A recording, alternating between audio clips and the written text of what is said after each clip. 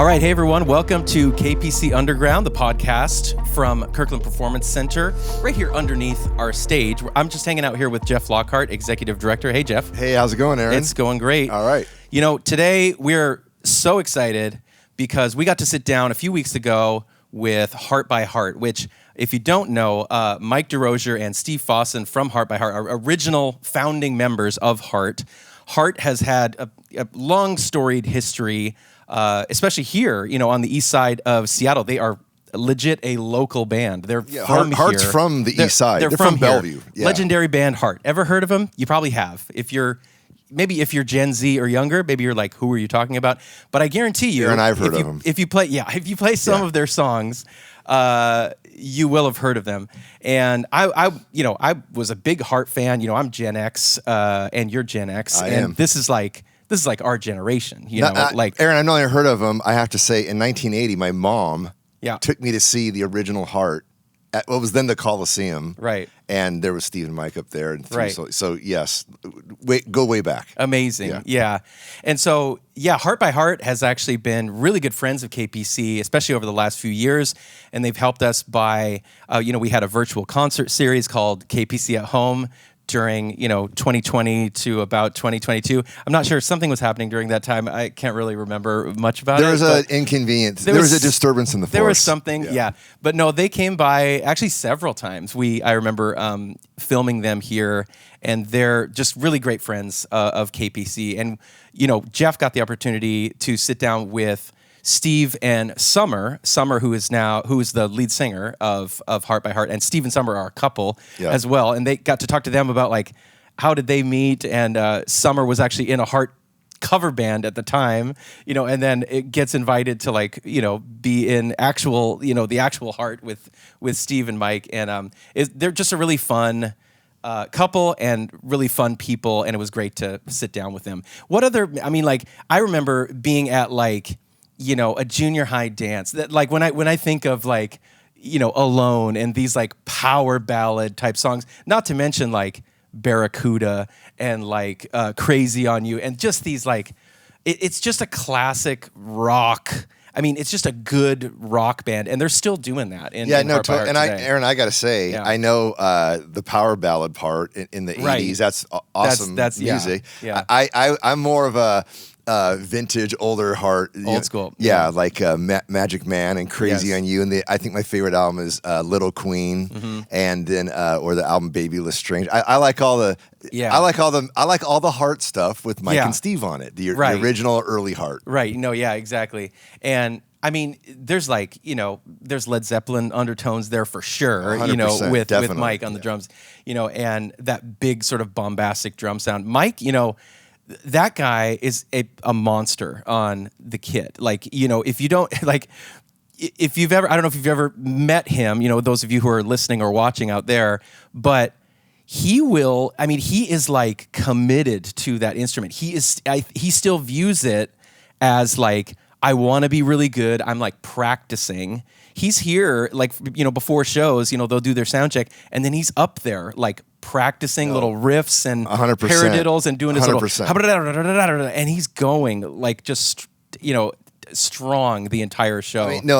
I'm a drummer myself, right? And then in my drummer community, Mike is I dare say in my humble opinion, if you talk about the great rock drummers since the era of rock and roll, Mike's one of the top 12 names that you mentioned. Yeah. And he really is known as this combination of John Bonham, Buddy Rich, and you see that in a funny story. There's a drum studio in Bellevue. I used to take my son there for lessons when he was little, and Mike would be in one of the little rooms working out on the drums. Right. And he'd be in there, sticks are flipping, he's going, his back's turned to the thing, and my son, he's 9 years old, and we're looking in there, and he'd go, "Hey, Dad, how come you can't do that?" Right. Well, that's Michael DeRozier. Yeah, I know, That's never gonna happen. A true drummer's drummer. He's a drummer's drummer. Absolutely. And a prince of a guy. So, so fun. So, without any further ado, please enjoy this interview. It was so fun to sit down with Steve and Somar and check it out.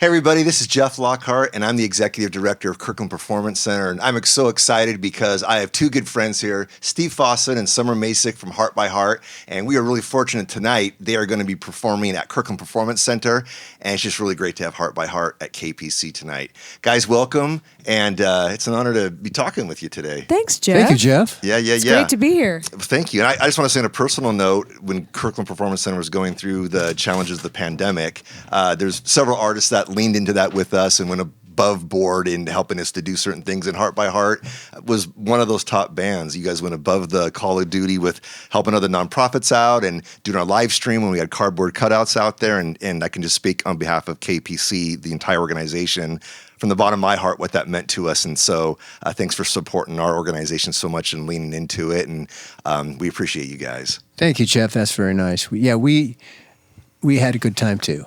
We loved to see the cardboard cutouts. That even the dogs were smiling. Yes. Me and Summer were joking on the phone this week.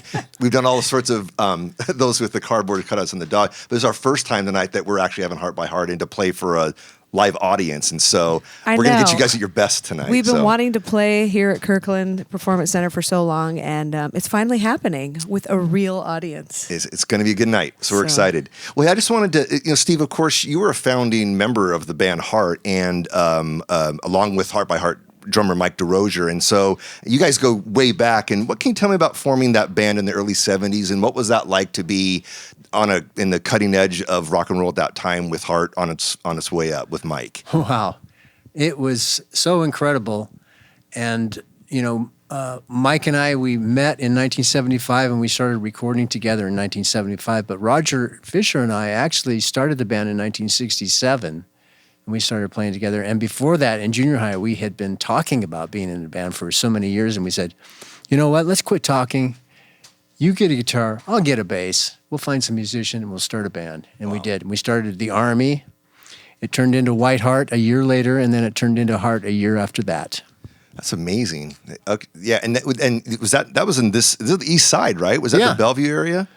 Well, actually, it was more like the Kenmore area. Okay. Yeah. Okay. So this is your home turf. This started here. Yes. Yep, that's awesome. And then we didn't meet Ann until 1971, 72. Okay.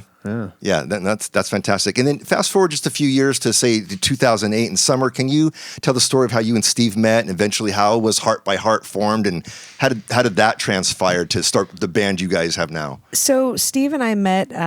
It was a kind of a rock star reunion type evening of a bunch of musicians, and it was Steve and Mike and Roger Fisher, and they wanted to play some Heart songs, and so through word of mouth, I was sought out to play that night, and I guess the rest is history. After they heard me play some Heart songs, I was in a Heart tribute band at the time. Yep. So from that night, we kind of just started hanging out more, and I would always sing Heart songs. He would play bass. We were doing a bass and vocal duo. And meanwhile, it was like, well, why don't we just kind of start something? Long story short, we kind of were pressured to start a band, got Mike involved and Randy Hansen, and we did our first show. It was actually October 1st of 2011 for a benefit. Wow. So we've been doing this for a while now. Yeah. And that should be lost on anybody. You were in a Heart tribute band, and then Heart calls you to be in with them. That had to have been pretty kind of close the door, look yourself in the mirror, pinch yourself for them, I can imagine, right? It was, because I never thought that I would be singing Heart songs whatsoever. I mean, just kind of fell into it.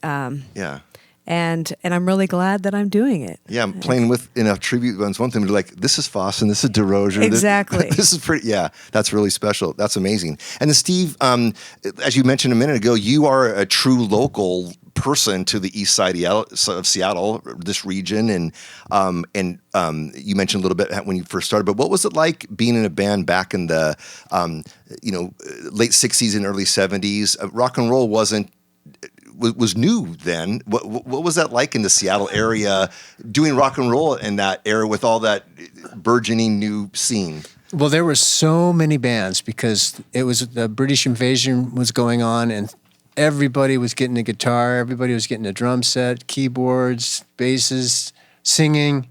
And so there's a lot of Battle of the Bands up at the Linwood Rollerway.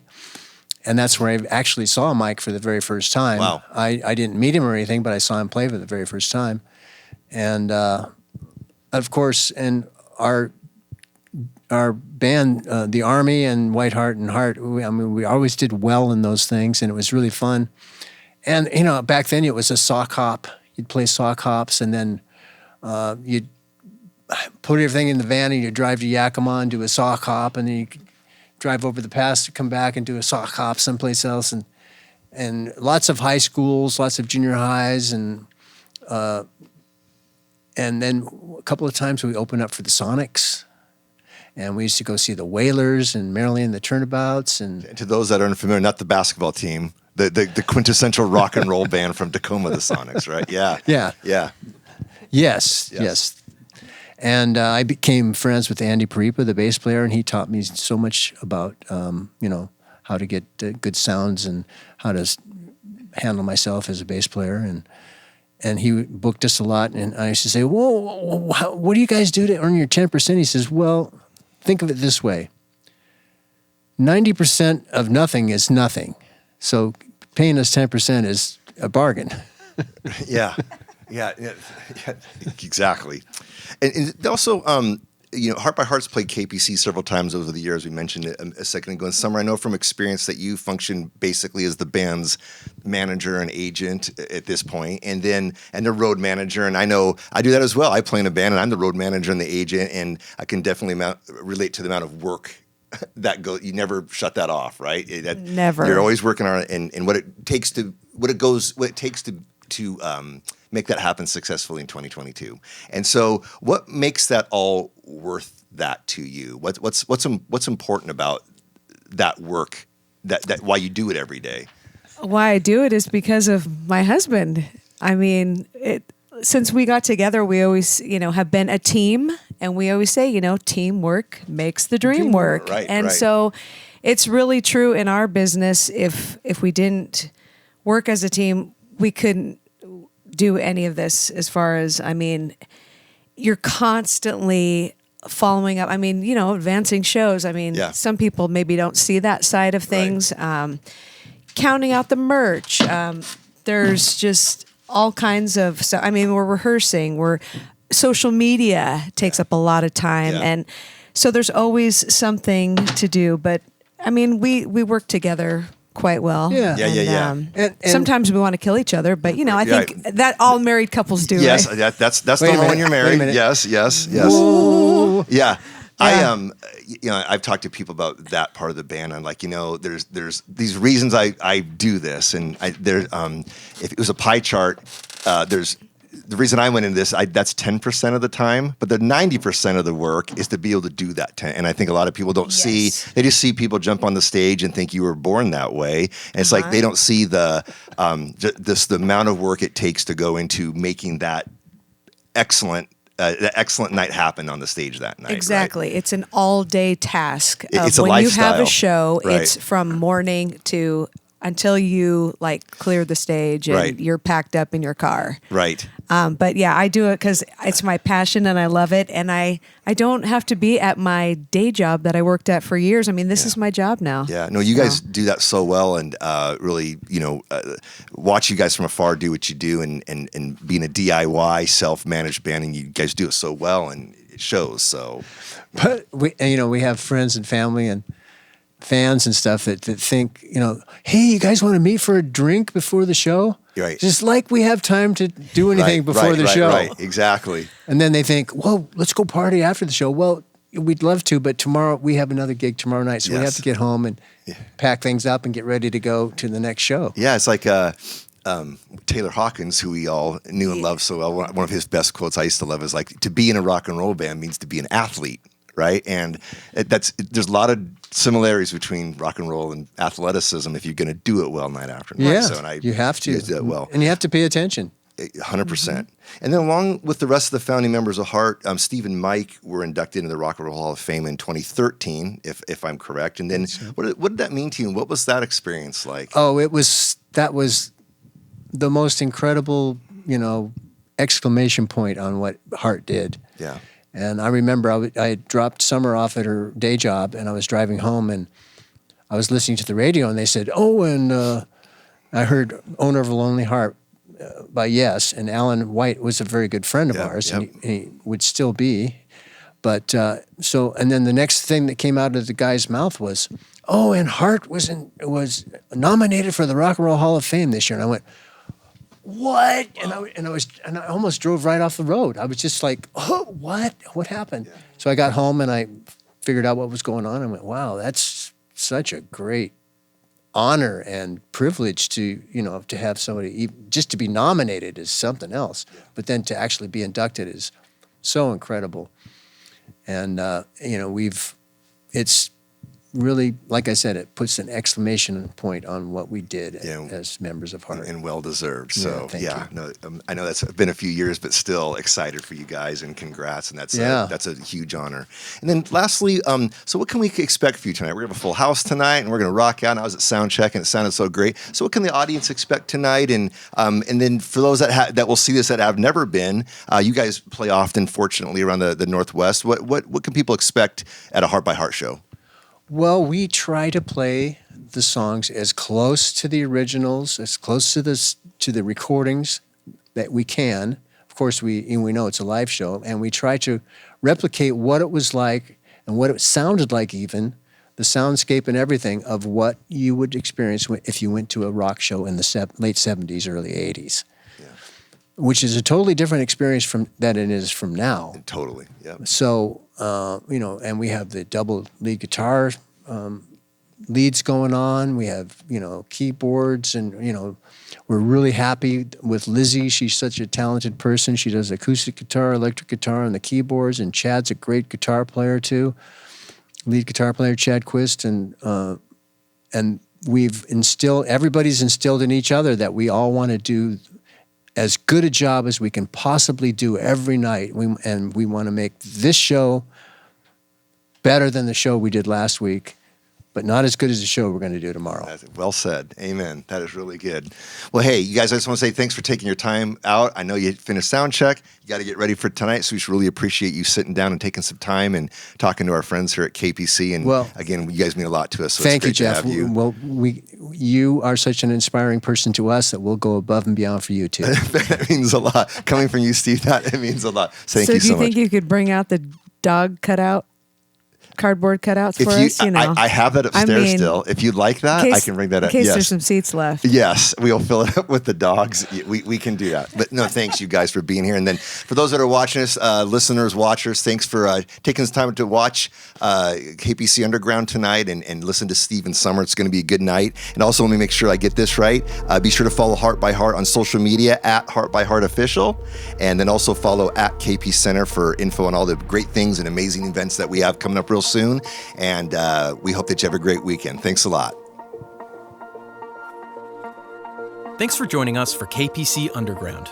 If you're enjoying this podcast, please consider supporting KPC at kpcenter.org/donate. Your generosity helps us keep this and other programs going at Kirkland Performance Center. Be sure to check out our website for the latest events coming up.